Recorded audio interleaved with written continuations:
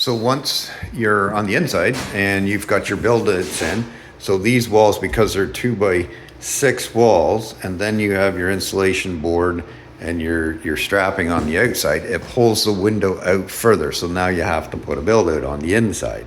So they've done their build-outs. Now is the time to do your insulation. So you want to, it's best to foam them if you can. Some guys will just shove insulation in there, loose insulation, but the foam will seal off it better, helps with any air leakage. It also gets around your shims and stuff like that, because you have to shim this in order to keep this stable.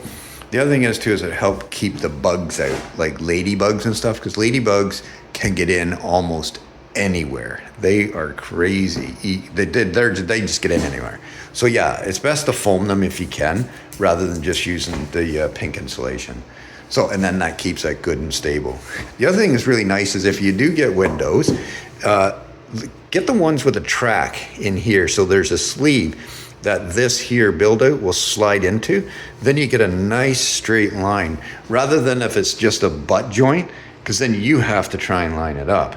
But if you get the one with the track in it, then you don't have to. You just slide it in, foam it, but you got to shim it. So this is shimmed here, here, and there. The other thing they've used, instead of nailing it, they've used, see that little screw? Those are trim screws. Those are beautiful, tiny little screws. You can get them anywhere from 1 inch up to a couple inches long, but those are perfect and they're easy to fill. So, and they hold stronger than nails.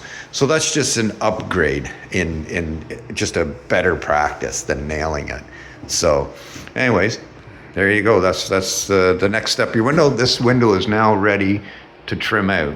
So anyways, there you go. Oh, sorry. One thing I should point out, use low expansion foam. It's directly made for windows and doors, because if you put too much spray foam in there, then this is going to bow up on you, and you do not want that, because then it looks terrible in your trim. So if you have a reveal here, the reveal, if it doesn't expand, then you'll have a nice straight reveal. Typically is 1/8 of an inch to 1/4. Most are 1/8 inch, and it'll keep it nice and straight. But if it bows, now you got a little bit here and a little bit at this end, and then you got a great big space right here of a reveal, and then it looks terrible. So be very careful of how much foam you put in there. You're better off to put a little bit in, let it expand, and come back and put a second coat in. So anyways, that's I just wanted to make sure I mentioned that for anybody who doesn't have a lot of experience with spray foam.